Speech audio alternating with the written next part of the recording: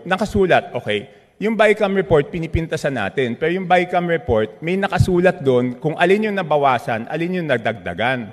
Dito sa HGAB, wala tayong makita kung alin yung nabawasan, alin yung nadagdagan. With the indulgence of Representative Chanco, so the COMSEC is currently looking into the specific request as well as the level of detail that you are requesting. No, within 5 minutes, I need the committee report. If we may please move on to the other questions while they're working on this. Yes, I will. But if within 5 minutes wala yan, ibig sabihin wala yan, ngayon palang gagawa yan.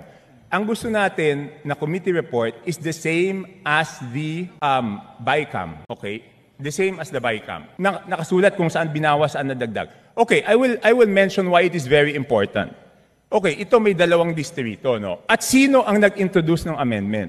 May dalawang distrito, hindi naman to kasalanan ng congressman doon sa distritong yon.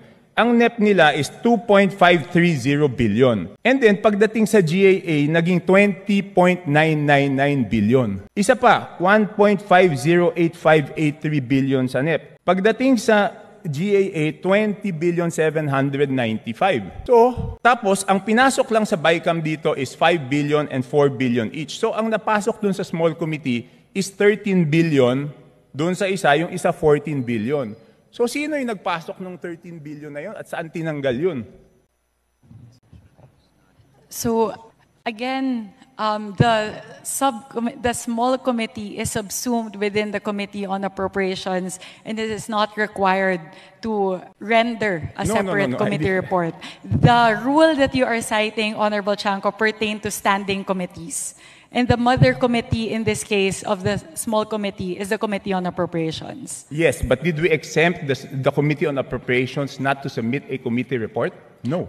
Again, the committee report of the Committee on Appropriations at the plenary level is the HGAB itself. Yeah, but all meetings, dito sa ating rules, all meetings must be on record. So it's not only the committee report, dapat yung small committee na yon, meron silang